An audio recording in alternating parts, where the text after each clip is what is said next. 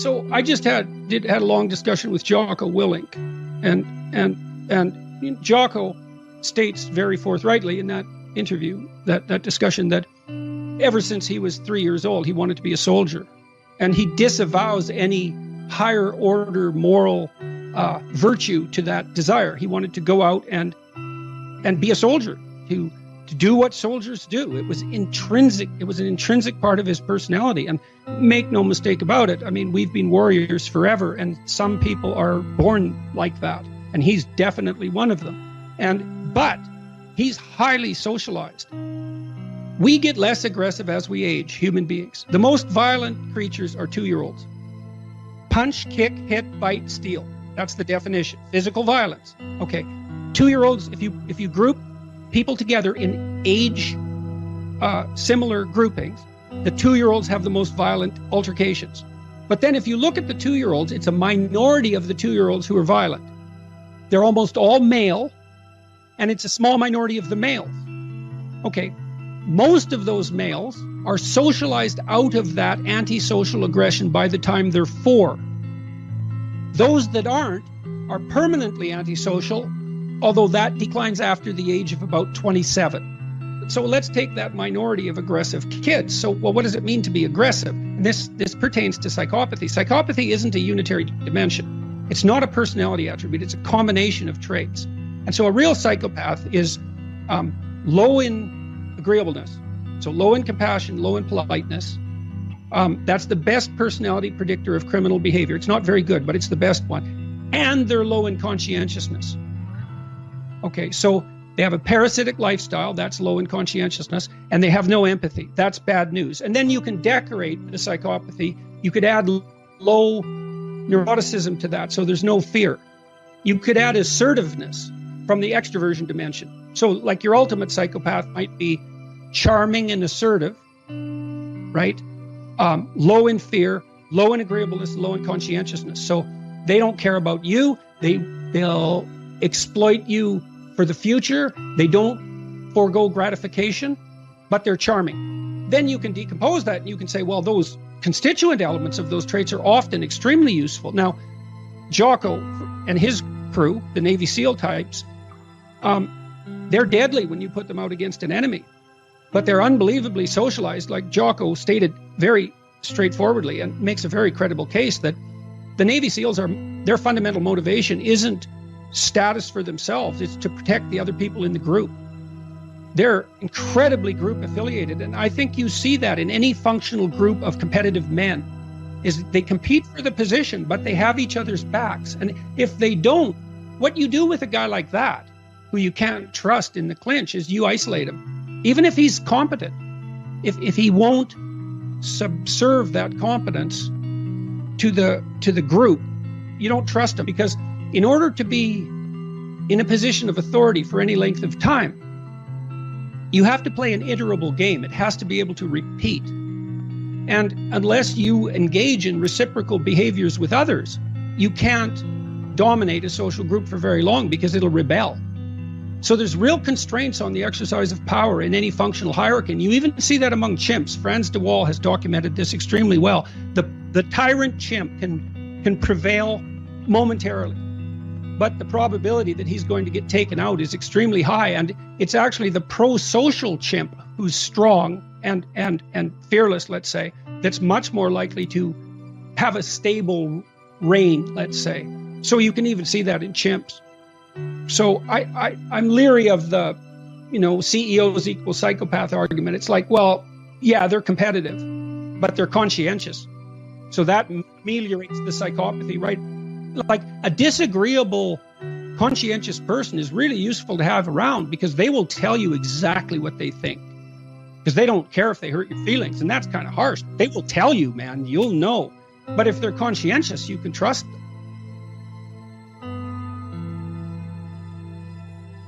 One of the things that happens very often in psychotherapy, people come to psychotherapy for multiple reasons, but one of them is they often come because they're too agreeable. And so what they get is so-called assertiveness training, although it's not exactly assertiveness that's being trained. What it is the ability to learn how to negotiate on your own behalf. And one of the things I tell agreeable people, especially if they're conscientious, is Say what you think. Tell the truth about what you think. There's going to be things you think that you think are nasty and harsh.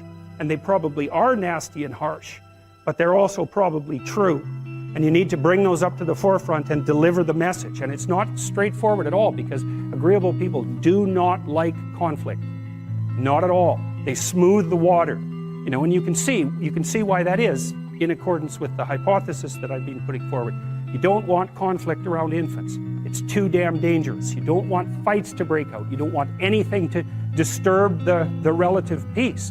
You know, and if you're also more prone to being hurt physically and perhaps emotionally, you're also maybe loath to engage in the kind of high-intensity conflict that will solve problems in the short term. Because it takes a lot of conflict to solve problems in the short term. And, you know, if that can spiral up to where it's dangerous, which it can if it gets uncontrolled, it might be safer in the short term to keep the waters smooth and to not delve into those situations where conflict emerges. The problem with that is it's not a very good medium to long-term strategy, right? Because lots of times there are things you have to talk about because they're not going to go away.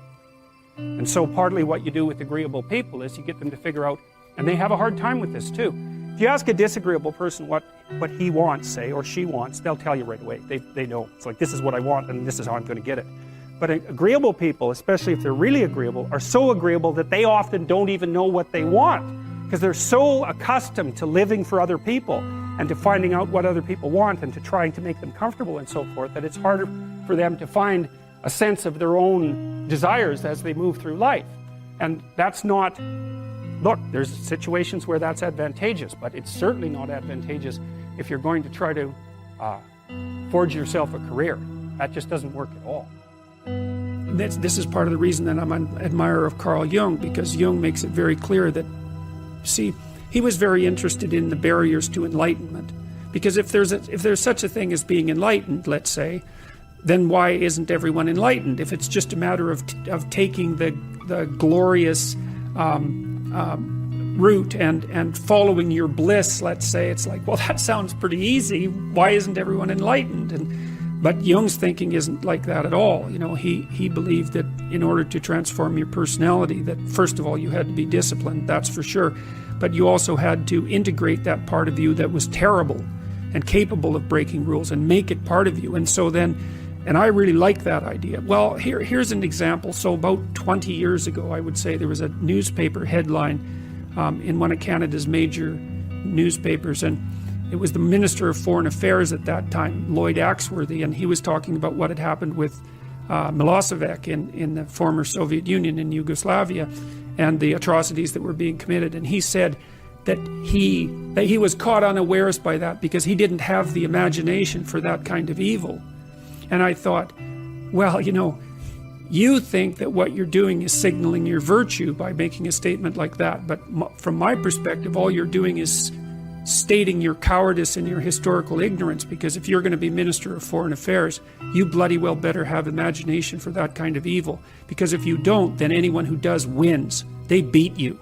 And so you know, and again, in the Harry Potter stories, you see he's touched by evil, right? He actually has a soul fragment that's embedded within him that's as black as anything can possibly be. That's why he can talk to snakes. But without that, he wouldn't be able to have any victory. And that's exactly right psychologically. Unless you can think the way that an evil person thinks, then you're defenseless against them, because they'll go places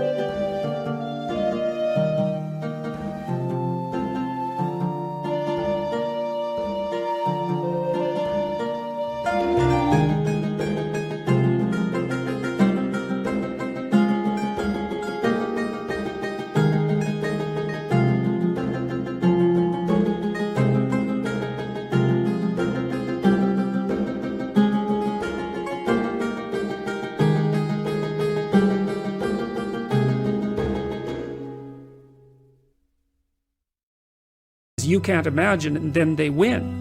And so the best men I've met, it was interesting even when I was in junior high and high school, because most of my friends dropped out, you know, by the time they were grade 10, thereabouts. And a lot of them were guys who developed physically. They're pretty powerful, and they're just damn sick of putting up their hand to go to the bathroom. It's like, you know, they're not doing that anymore. One of my friends got kicked out when he sort of challenged the gym teacher, you know, physically. And the gym teacher, he could do an iron cross. He was a tough guy, and so it was no trivial matter for my friend to stand up to him, but he got expelled anyways. But, you know, I noticed that it wasn't, it was often the kids whose character I admired that either quit or got expelled, and they were the tougher guys who were just sick and tired of following rules that didn't take into account their character, and then they'd go off and work in the oil rigs or whatever, and you could do that in Alberta at that time. And that was really hard work, you know, so it wasn't like they were necessarily taking the easy path.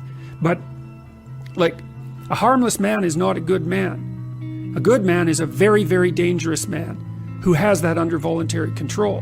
And you know, you also see that like one of the central female stories, let's say, if the hero archetype is the central male story, there are variants of hero archetypes that are relevant to women, and one of them is Beauty and the Beast.